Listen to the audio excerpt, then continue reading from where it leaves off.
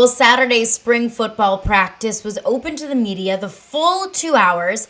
Plus, Brian Kelly spoke with the media following that practice about some of his biggest takeaways about spring ball so far. So, my biggest takeaways about what Brian Kelly had to say about the development of the team and some of the things that I noticed from spring practice. Plus, what are some national college football analysts expecting from LSU this year?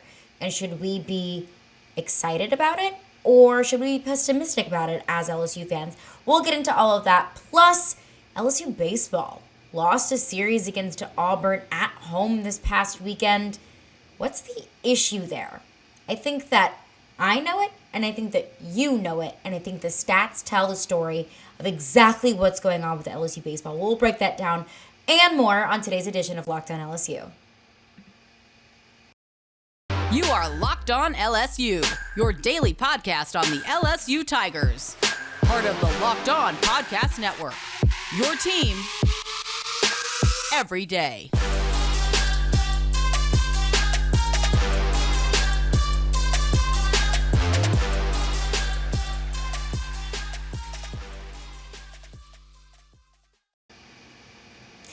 Thank you for making Locked On LSU your first listen every day. We are free and available wherever you get your podcasts. I am Caroline Fenton, and I am your host, as I am every day. Little backstory on me: I am an LSU alum. I am a diehard LSU fan, and I am now living in Nashville, Tennessee, where I'm a sports talk radio host for ESPN 1025 The Game, covering local sports, national sports, all things NFL, college football, NHL, and all of the above. You can follow me on Twitter at Caroline Fenton1. I'll have my sports takes of whatever's going on in the NFL, whatever's going on in the SEC, my thoughts on LSU as a whole. So if you want to interact with me there, be sure to give me a follow at Caroline Fenton1. And also make sure to give Locked On LSU a subscribe on YouTube so you'll get notified as soon as the podcast drop on YouTube. Not only can you listen to them on your preferred podcast platform, whether that be Spotify, whether that be Apple Podcasts, whatever that may be, you can listen there if you're on the go, if you're in your car on your way to work, wherever or whatever you're doing. But you can also watch the podcast on YouTube as well. So make sure to subscribe to Locked On LSU on YouTube.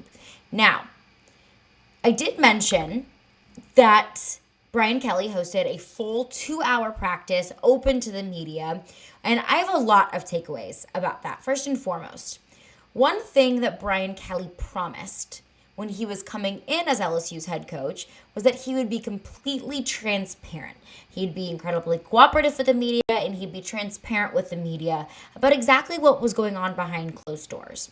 Now, if anything proves that he's delivering on that promise, it's this 2-hour practice that's open to the media. At least in my tenure covering LSU football up close and personal, we got the 10, 15, 20 minutes at the beginning of practices where they're running drills, where they're warming up, things of that nature, but we never really got to see the nitty-gritty of practice. We never really got to see the coaches interacting one-on-one with the players other than just, simple drills or simple warm-ups here and there. So a full practice open to the media, and albeit there's still a quarterback competition going on, and they're not running orchestrated plays. They're not getting into, schematic things in practice, but it's still offering up an open invitation. So that's one thing.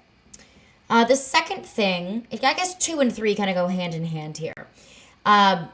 Things that Brian Kelly promised coming into his tenure as LSU's head coach was that, number one, this was a Mike Denbrock thing, this was a Brian Kelly thing as well, that they would be shaping the offensive and defensive schemes based off of the personnel. That there's going to be positional battles, that they want there to be a bit of competition, especially this early in the season, because they want to make sure that the best player on the field is winning those positional battles. And that's how they'll draw up an offensive scheme or a defensive scheme or however they want this football team to look in the fall, be completely based off of personnel. And that goes hand in hand with emphasizing the process and the preparation. Brian Kelly emphasized that when he came in as head coach, and he's continuing to emphasize it now to kind of lay down that foundation of what Brian Kelly and the rest of this coaching staff expects from this team. Now, this is Brian Kelly on exactly that. The preparation, the process, and the positional battles, and how they're not rushing anything. This was Brian Kelly after practice on Saturday. I'm so excited because I'm teaching our guys how to prepare, and I really can't worry much about, who's the number one corner, who's the second quarterback, who's the number two left tackle, because all the work here is in our preparation and how we're practicing and preparing the right way. So when we get into the season, I'll know that if we're preparing the right way, all that other stuff will take care of itself. You are probably like me in that I want the answers now. I want to know who's lining up under center. I want to know who's guarding on the trenches. I want to know who's catching passes. I want to know everything. I want to know who's the quarterback. I want to know exactly how this team is going to look because I'm antsy and I'm excited for this season and I want to know what this Brian Kelly era is going to look like at LSU. But like Kelly emphasized there, what's the point in rushing anything when the most important thing is to make sure that every single man wearing a purple and gold jersey is prepared for whatever this season has to bring at them? I think another thing that Brian Kelly didn't necessarily mention, but something that I can interpret myself is that, injuries are inevitable. Things happen. So to name a starting, let's say, corner right now on April 5th isn't necessarily fair because those guys underneath that starting corner may look at it and say, okay, well, I don't necessarily need to show up to practice and give it my all. I look at, for example, the comments that Nick Saban made about why they lost the national championship game. And I can jog your memory. He essentially said, Jamison Williams went down. And the next men up, the next wide receivers below them, came into the national championship game so incredibly unprepared because that was not a position they saw themselves being placed in. So not only is Brian Kelly establishing the fact that his players are going to be prepared. Every single player on that field is going to understand the task at hand and be ready for it. But also, this early on, they're going to be pushing each other constantly and battling out for those positions. So while it may be frustrating that here on April 5th, we don't know who's going to be the starting quarterback, we don't know who's going to be the starting left tackle, and we want to know all of these answers, slow and steady is the way that Brian Kelly is approaching this offseason. And as antsy as I am, I have to appreciate it. Because a lot of times in the past, taking time to slow down and do and establish the basics isn't something that was necessarily prioritized. And I think we kind of saw that come to fruition. That the players didn't necessarily look completely prepared. A lot of times I looked at Max Johnson last year and I was like, this poor kid has no idea what he's up against. This poor kid is looking around just questioning what in the world is even going on. The defense last year so many times looked unprepared and confused. So what's the most important thing to be able to build off of is a foundation. And that's exactly what Brian Kelly is doing here, is building that foundation of preparedness.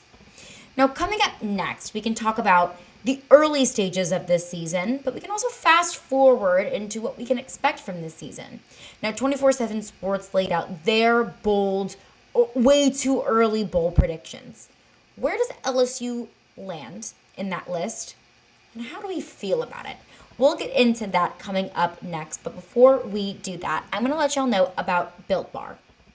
So this time of year, the weather is starting to get warmer. You may be going on beach vacations. You may be whipping out your bathing suit, your bikini, and you want to feel good about it.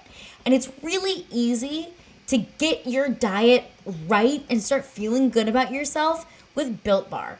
Because it doesn't really feel like a diet, doesn't really feel like a resolution, because I actually really enjoy eating Built Bars. And actually one of my favorites is the Puffs. If you haven't missed out on them, I highly recommend them. They're the first ever protein-infused marshmallow. They're fluffy, they're marshmallowy, and they're not just a protein bar. They're a treat, and they taste like it. They're covered in 100% real chocolate. The Puffs are always covered in 100% real chocolate, and so are all Built Bars. They're low calorie, they're high protein, so it kind of tastes like you're eating a candy bar, but they're good for you. So replace all your candy bars with these. Go to Built.com and scroll down to the macros chart. You're going to be blown away at just how good Built Bars are for you. They're high in protein. They've got 17 grams of protein, low calorie, only about 130 calories per bar, high fiber, low carb, only 4 grams of sugar, 4 net carbs. I mean, Built Bars really, truly are like a candy bar, but with none of the bad stuff. Because candy bars have like 240 calories, 30 grams of sugar, dozens of net carbs. So, I mean, ditch that. The candy bars are no good for you. But Built Bar, you don't have to sacrifice taste. I mean, they've got flavors like mint brownie, coconut almond, and white chocolate cookies and cream, one of their brand new flavors. They're all delicious, and new flavors are coming out all the time, so you're never going to get bored. At Built Bar, they're all about the taste. They make it taste delicious first, then they figure out how to make it healthy. And I don't really know how they do it, but they pull it off every time. Go to Built.com, use promo code LOCKED15, LOCKED15, and get 15% off your order. That's promo code LOCKED15 for 15% off at Built.com. Thanks for making Locked On LSU your first listen every day. We are free and available wherever you get your podcasts. Also, make sure to subscribe to us on YouTube, Locked On LSU. You'll get notified as soon as those podcasts drop on YouTube. So, 24/7 Sports put out a list of, their early bowl predictions for the 2022 seasons. Now, of course, naturally, I instantly scroll down to LSU. Now, just to preface this here, their bold predictions for the playoffs: 1, Alabama, groundbreaking; 2, Georgia; 3, Ohio State; 4, Notre Dame. Now, the one thing that really surprised me here was Notre Dame. Because, we hear so much off-season talk about, not really necessarily reaching for the stars with a new coach because, new changes, new personnel. Notre Dame does have a new coach, albeit it was a promotion from within. I don't necessarily know if I can say right now, today, on April 5th, that I predict Notre Dame to go to the college football playoff. But they are always a team that seem to be, discussed about later on in the season. So I don't think it's the craziest thing out there, but of those 4 teams, I do think that Notre Dame is a little bit of a curveball. But I proceed. Their prediction for LSU is to be in the Citrus Bowl, which my first reaction to that was, really? I was pleasantly surprised. Because I think a lot of the commentary about LSU in the offseason has been fairly uninspiring.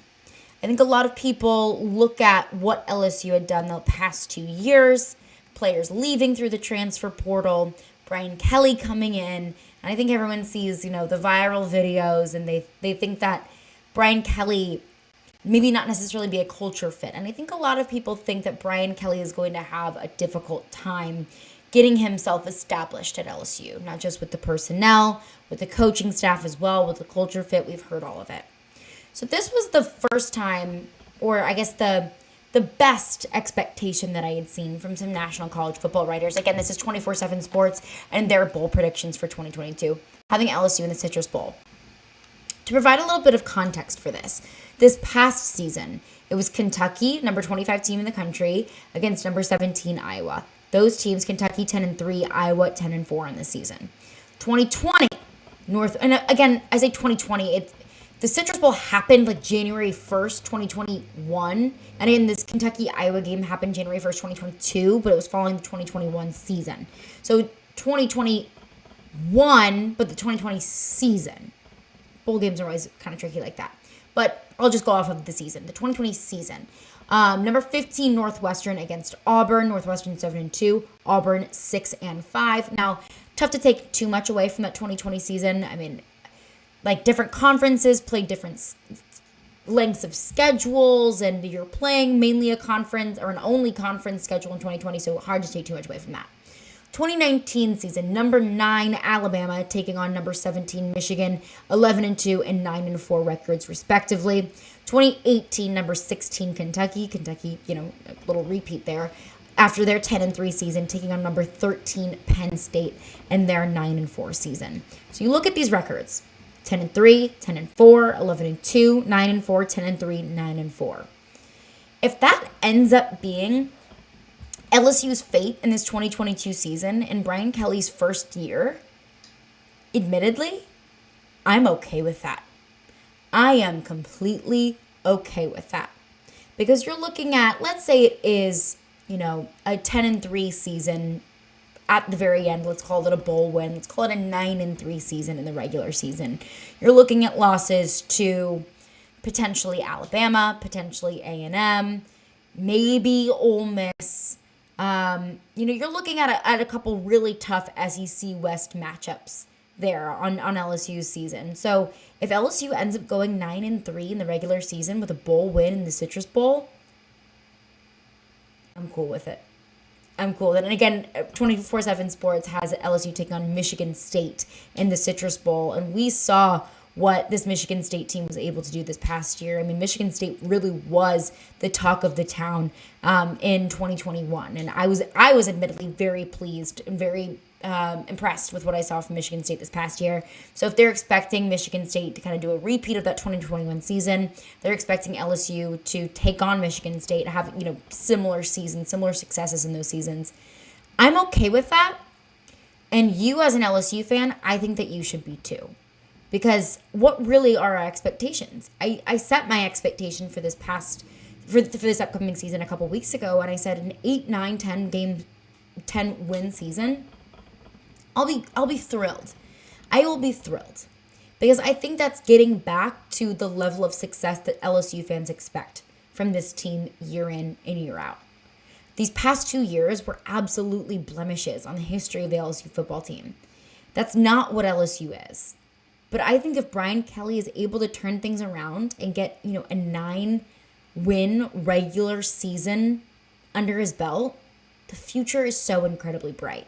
So 24/7 Sports, if they're right, I'm good with it. And I think that you should be too. Because we're talking about foundations being set. I think that's a wonderful foundation to be set for the future. Now, coming up next, switching gears a little bit to LSU baseball. Had a tough skid this weekend against Auburn, dropping that series 2-1 at home. Now, I think I knew the problem going into that series, and the problem was very glaring after that series. I think you know the problem with LSU baseball, and it was probably pretty glaring. But breaking down the stats after the first 3 weeks of SEC play, if you didn't know already, it's so glaringly obvious what is the problem for LSU baseball and what is holding them back. We will get into that coming up next, but before we do that, BetOnline.net is your number one source for all of your betting needs and sports info.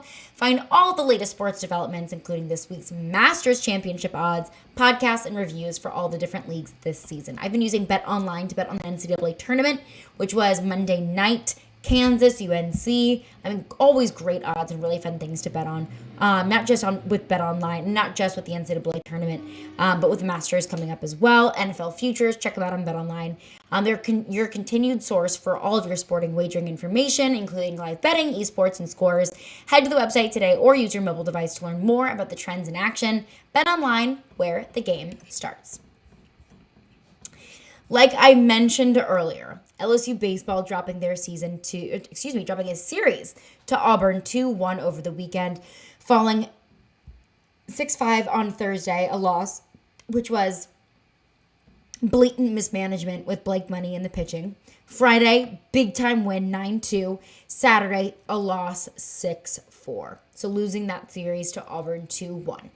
Now, Auburn is now ranked after that series. This is the first time Auburn has been ranked all season long. LSU is way too good of a baseball team to be losing series against teams that are unranked, especially conference opponents. LSU moves to 19-9 overall and 4-5 in the SEC. And I said to myself so many times after that weekend, LSU has way too much talent to have a losing record in the SEC, albeit it's very close to a 500 record. It's still not good enough for me, and I don't think it's good enough for you either. So I started to break down the numbers a little bit because I thought watching this defense is a problem. It is a problem, and I forget which game it was. I believe it may have been either Friday or Saturday. I don't know, but it was Auburn, a ground ball right to the shortstop. And shortstop and third baseman collide, fielding the ball. What? You're going to have two scholarship baseball players who can't even make a very simple ground infield out. That's a high school baseball move. That's a little league baseball move. The defense has been not just bad, but so bad that it's almost embarrassing. And I said to myself, Caroline, you are being so dramatic.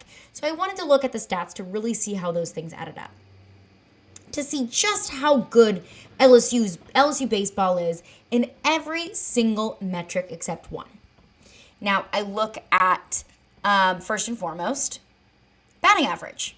LSU sits at third in the SEC behind Tennessee and Auburn at 300, Auburn at 302, Tennessee 325. Slugging percentage, LSU sits at 2 behind Tennessee. Now, Tennessee, number one team in the country. They swept two of the best teams, not just in the SEC, but in the country, in Ole Miss and Vanderbilt. Tennessee is the best team in the country and has proved that. So LSU being behind Tennessee, I think is absolutely something you can tout your hat on. On base percentage, LSU, number 2 in the SEC behind Tennessee with a 419 on base percentage. Runs scored, LSU sitting at number 2 in the SEC, again behind Tennessee with 248 runs scored. Hits, LSU sitting at number 4 in the SEC behind Tennessee, Kentucky, and Auburn. RBIs, LSU again sitting at number 2 with 232 RBIs behind Tennessee, sitting at 277. LSU sitting at number 4 in the SEC in home runs behind Tennessee, Florida, and Mississippi State with 47. Total bases, LSU sitting at number 2, again behind Tennessee with 504 total bases. If it isn't glaringly obvious, LSU is a pretty damn good offensive team. I mean, LSU is top 2 in almost every single category, if not top 4, top 5, and almost every single offensive category. But that's not the problem. I didn't think it was, and you probably didn't think it was. Defense is so obviously the issue. How much of an issue? LSU sits in dead last in fielding percentage in the SEC. Dead last. You want to know how many errors they've committed? Also, dead last in the SEC with 44 errors so far in the season. To put that into perspective, the second worst fielding percentage team in the SEC is Ole Miss. They have 31. LSU has 13 more errors than the second worst defensive team in the SEC. Arkansas, the best defensive team by these metrics, has only 14. Mississippi State, 16. Tennessee, 22. You're looking at, those are some of the best teams in the SEC. And they don't commit the number of errors that LSU does, not even in the same ballpark. LSU has more than triple the number of errors on the season than Arkansas does, the best defensive team in the country. I mean, like I showed you, LSU is one of the best offensive teams in the league. Yet they have a losing record in the SEC because of their defense. I am so incredibly fed up with a team that cannot make simple outs, that cannot field simple ground balls. And it's the reason why they're losing games. And I'm so incredibly frustrated, not just because of losing a series to Auburn, because you're going to drop series here and there. I'm so incredibly fed up because this has been the problem since the beginning. This was the reason why LSU lost that game to Baylor when they played in Houston earlier in the season. I'm fed up because this is the reason why LSU lost the series to Texas A&M. I'm fed up because this is why LSU lost their first game, that Friday night game against Florida in the second week of SEC play. This has been an issue for LSU for far too long for it to continue to be an issue. This team is way too good to be losing games because of silly infield mistakes. It's so glaringly obvious what the problem is. It's obvious to me. I'm sure it's obvious to you. And it has to be obvious to Jay Johnson. So why does it continue to be a problem? Now, LSU has a midweek game against Grambling on Tuesday night, 6:30 pitch at the box. And that's what I've been looking at, and that's what I'll continue to look at, is LSU's defense. Because if that doesn't improve, then why does it matter what you do at the plate? Why does it matter that you're in, the top 2, top 3, top 4 of offensive statistics in the league if you can't just get a simple ground out? It's incredibly frustrating, but LSU taking on Grambling in a midweek game on Tuesday night at the box. I'll be checking on that, but at this point, I just need to see some improvement in the infield. I need to see some improvement on defense because at this point, I'm kind of discouraged, to be completely honest with you, but I'll be looking at that for LSU's midweek game against Grambling. Now, that's going to do it for me today. Now, first and foremost, thank you for making Locked On LSU your first listen every day. Coming up tomorrow, I'll have a full recap of that game, exactly, of that Grambling LSU game. And also, what is the best position group for LSU football looking like and why? We'll take a look into that. We'll hear what Brian Kelly had to say following their Saturday spring practice game. Their Saturday spring practice. We'll break all of that down, exactly what the best position group is looking like so far here in April. Thank you for making Locked On LSU your first listen every day. Now make your second listen Locked On NFL Draft. Ryan Tracy and former NFL cornerback Eric Crocker bring the NFL Draft to life every day with insight and analysis on college football prospects and NFL front offices. It's free and available wherever you get your podcasts. We'll see you tomorrow, Tigers.